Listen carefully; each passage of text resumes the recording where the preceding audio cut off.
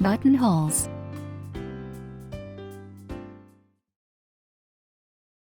There are various styles of buttonholes available. Place the button on the back of the automatic buttonhole foot and push the holder to hold the button. Buttonhole length is determined automatically. You can make fine adjustments to the buttonhole length by turning the adjusting screw on the buttonhole foot.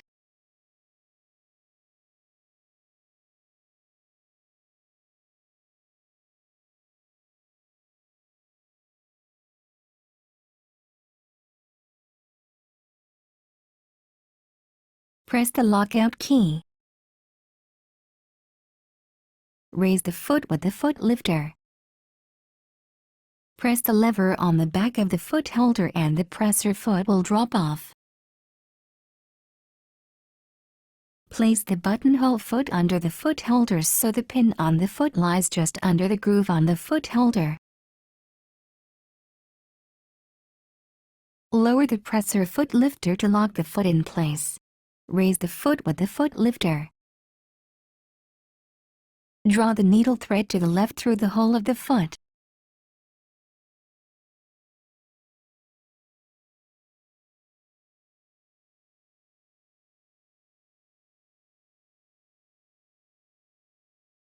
Press the lockout key to unlock the machine. Mark the buttonhole position on the fabric and place it under the buttonhole foot. Lower the needle into the starting point by turning the hand wheel. Lower the presser foot. Pull down the buttonhole lever as far as it will go. Make sure there is no gap between the slider and front stopper. Start sewing while pulling the needle thread lightly to the left.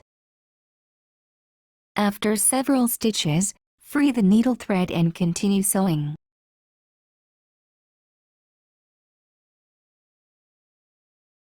The machine will stop automatically when the buttonhole is complete. Press the thread cutter button and the machine will trim the threads.